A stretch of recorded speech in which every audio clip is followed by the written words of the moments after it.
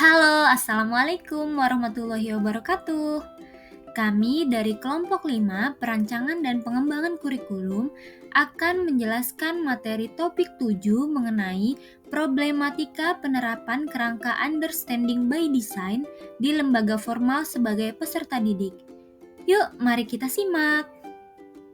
Perkenalkan, anggota dari kelompok 5 yaitu terdapat Intan Juwita, Otis Aprilia Abu Bakar Caniago, dan Siti Fadilatul Kamila. Pendidikan merupakan sarana utama di dalam upaya meningkatkan kualitas sumber daya manusia. Dengan adanya pendidikan, manusia dapat mengembangkan potensi dirinya melalui proses pembelajaran yang diatur oleh masyarakat ataupun pemerintah.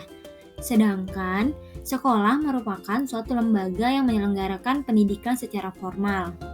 Pada penerapan model atau pendekatan atau suatu metode tentunya memiliki problematika. Nah, problematika penerapan kerangka understanding by design ini di lembaga formal sebagai peserta didik dapat melibatkan beberapa aspek yang mempengaruhi implementasinya. Adapun problematika penerapan kerangka understanding by design di beberapa lembaga formal seperti sebagai stakeholder, sebagai kepala sekolah, sebagai wakakurikulum, sebagai guru, dan sebagai peserta didik.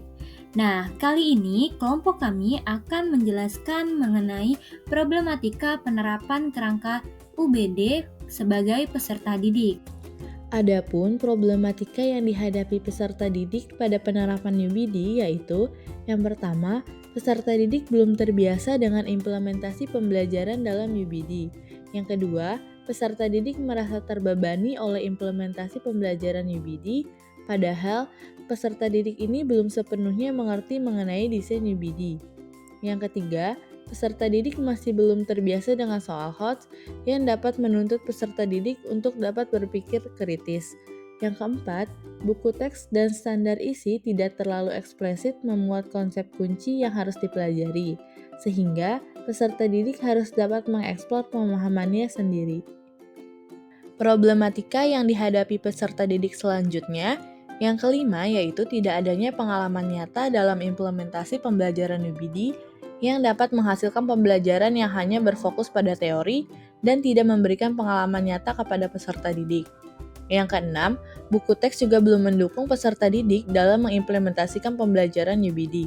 Yang ketujuh, tidak adanya variasi metode dalam pembelajaran UBD yang menekankan pada hasil belajar yang jelas dan terukur, yang mungkin dapat menghasilkan metode pembelajaran yang kaku serta monoton.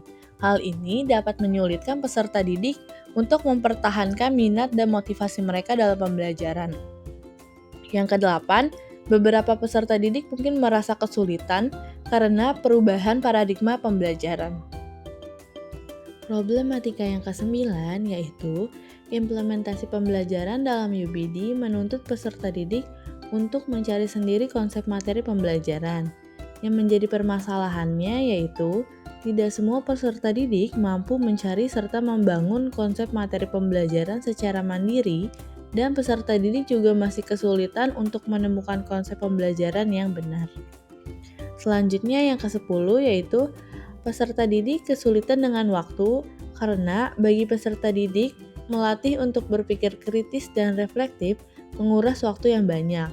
Dengan aspek pemahaman yang beragam, tidak semua peserta didik memiliki waktu yang sama untuk mencapainya karena terdapat perbedaan karakteristik cara belajar peserta didik. Berikut pembahasan selanjutnya yaitu terkait solusi yang dapat diterapkan di lembaga formal dalam mengatasi problematika yang terjadi. Yang pertama, guru dapat merancang pembelajaran desain UBD yang menarik agar peserta didik tidak bosan dalam implementasinya dan lebih dipahami dengan cepat. Kedua, jika buku teks masih belum mendukung implementasi pembelajaran dalam UBD, maka peserta didik dapat mencari referensi sumber belajar di luar buku teks atau standar isi guna mengeksplor pemahamannya. Yang ketiga, peserta didik dapat meminta bimbingan lebih dan pengarahan dalam proses pembelajaran. Yang keempat, peserta didik dapat mengenali diri sendiri terkait cara belajar maupun tingkat kemampuannya.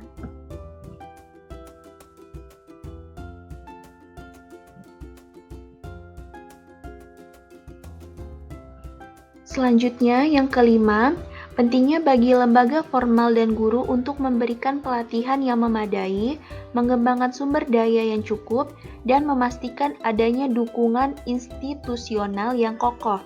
Selain itu, komunikasi terbuka dan kerjasama antara guru, peserta didik, dan pihak terkait lainnya juga penting untuk berhasilnya penerapan UBD di lingkungan pendidikan formal. Yang keenam, guru dapat mengembangkan variasi metode pembelajaran seperti diskusi kelompok, simulasi, dan proyek untuk mempertahankan minat peserta didik dalam pembelajaran. Selain itu, peserta didik juga dapat mengusulkan ide-ide pembelajaran yang lebih menarik untuk guru.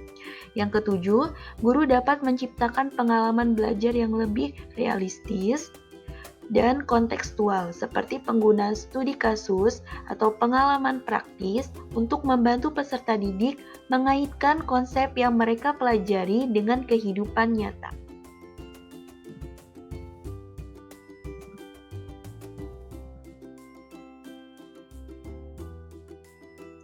Berikut ini 2 referensi jurnal yang digunakan oleh kelompok kami. Baik, cukup sekian penjelasan materi dari kelompok 5. Terima kasih, semoga bermanfaat. Bagi teman-teman dari kelompok lain yang ingin memberikan kritik, saran, masukan, ataupun tanggapan, dipersilakan ya. Wassalamualaikum warahmatullahi wabarakatuh.